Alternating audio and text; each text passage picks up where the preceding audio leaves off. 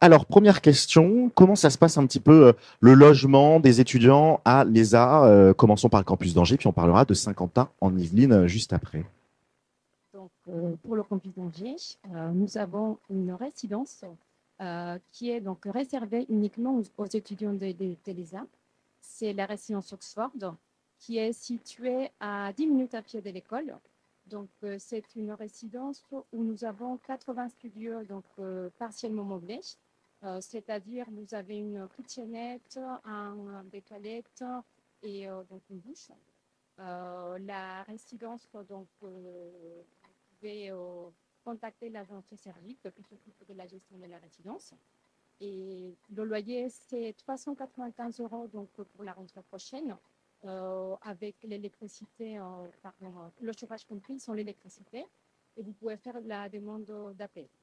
D'accord. Donc, les aides au logement qui permettent de diminuer, je parle en témoignage de cause de mes années étudiantes, ça permet de bien diminuer le coût du loyer qu'on va payer.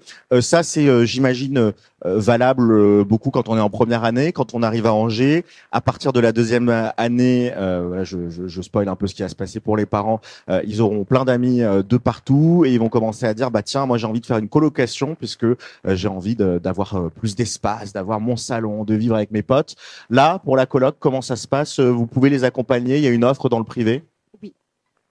On a aussi d'autres adresses qu'on pourrait vous proposer. On a des résidences privées qui sont situées à proximité de l'école également. Alors, on a effectivement de la colocation. Pour ça, nous recevons régulièrement des offres de logement de la part des particuliers. Donc, on tient une liste qu'on peut transmettre en cas de demande, en fait. Et vous pouvez, bien sûr, soit faire une colocation ou si vous souhaitez loger chez l'habitant ou pour des chambres des appartements, en fait. Donc, c'est tout à fait possible, bien sûr.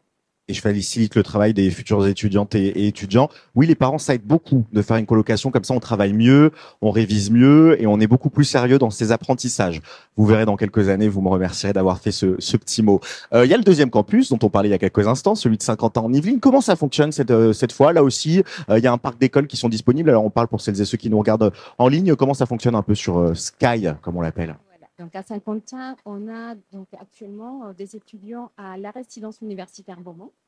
Et nous avons aussi d'autres résidences qu'on peut vous proposer à proximité, en sachant que la ville de Saint-Quentin en Yvelines, pardon, elle propose des logements aux étudiants.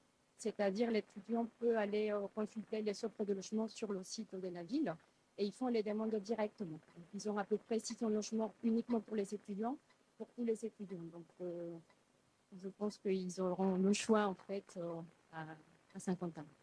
On a un des premiers besoins primaires qui est mis de côté. On sait où dormir. Le deuxième besoin primaire, enfin je sais pas si c'est pas le premier d'ailleurs, c'est manger. Où est-ce qu'on peut manger le midi? Est-ce qu'il y a une cantine ici? Comment ça fonctionne un petit peu?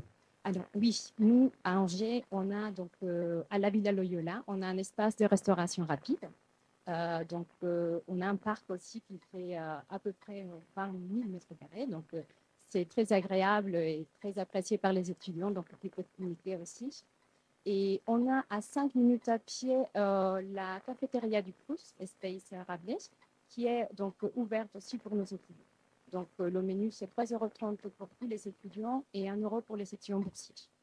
Voilà. Et puis après, il y a évidemment tout le reste que vous découvrirez, si ce n'est déjà le cas, si vous avez fait quelques pas dans la ville, c'est plutôt sympathique aussi. Un autre point qui va être très intéressant pour celles et ceux qui sont présents dans la salle et celles et ceux qui nous regardent, c'est celui du financement des études. Quelles sont un petit peu les différentes modalités que vous pouvez proposer pour financer ces études à l'ESA?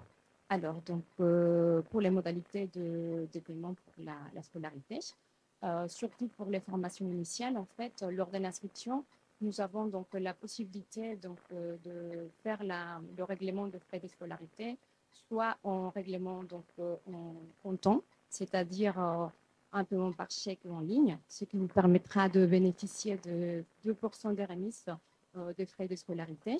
Et vous allez avoir aussi la possibilité de faire par prélèvement mensuel, c'est-à-dire en fonction de formation, soit 6 à 8 prélèvements. Donc le premier démarre toujours le 11 novembre. D'accord, donc ça permet d'étaler comme ça dans le temps. Et j'imagine qu'il y a tout un tas de dispositifs aussi d'accompagnement, des banques partenaires avec lesquelles vous avez la possibilité de travailler, de conseiller pour aider si besoin de financement. Oui, oui, tout à fait. Ce qu'on conseille, nous, en fait, c'est d'abord de passer par la communauté des parents. Et après, si vous avez besoin, nous, on peut aussi vous transmettre des coordonnées, en sachant que les étudiants boursiers peuvent aussi bénéficier des bourses du CRUS, ce qui aide aussi un peu. Et on a d'autres dispositifs d'aide financière qui peuvent aussi être mobilisés en cas de besoin.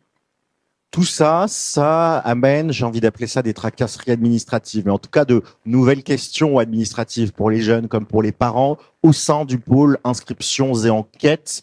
Est-ce que vous êtes là aussi pour les accompagner, pour les aider? Jusqu'à quel point vous poussez ce côté sur-mesure et accompagnant? Alors, effectivement, nous sommes là pour vous accompagner donc en amont et bien sûr pendant la formation. Nous, ce qu'on fait, c'est par exemple, lors des journées portes ouvertes, on peut vous transmettre des listes concernant le logement, surtout des listes de logements. On peut aussi vous transmettre d'autres informations, donc c'est-à-dire on parle beaucoup de transport, de la restauration. Donc, nous sommes toujours disponibles en fait. Et on a déjà des demandes, puisqu'on nous commençons déjà à avoir des admissions. Et on commence déjà à avoir des demandes pour la rentrée prochaine. Et puis j'imagine qu'il y a aussi les étudiants qui s'entraident les uns avec les autres, qui se partagent les bons plans ou les mauvais plans. Parfois, il y a des choses à éviter, notamment en termes de logement. Donc, il y a comme ça aussi cette entraide entre étudiants. Exactement. En fait. Nous, ce qu'on conseille aussi, c'est de rejoindre. Donc, je sais que les étudiants, ils ont une page Facebook. Et pour entrer en contact avec les étudiants de l'ESA, on conseille de rejoindre la page des étudiants. Et après, ça facilite aussi l'échange entre étudiants, surtout pour les futurs étudiants. Et après, nous, on peut conseiller sur d'autres informations ou si besoin d'autres choses, en fait. On est toujours là. Et ben voilà, toujours disponible à l'écoute. Et ça fait la différence, et je peux vous le dire, je connais très bien l'univers des écoles et de l'enseignement supérieur. Avoir des services dédiés à ces questions-là, pouvoir se rendre et avoir quelqu'un pour répondre aux questions, même pour les parents, il y a un côté un petit peu rassurant. Merci beaucoup, Leslie, pour toutes ces informations. Et pareil, vous pourrez la retrouver tout à l'heure si vous avez d'autres demandes.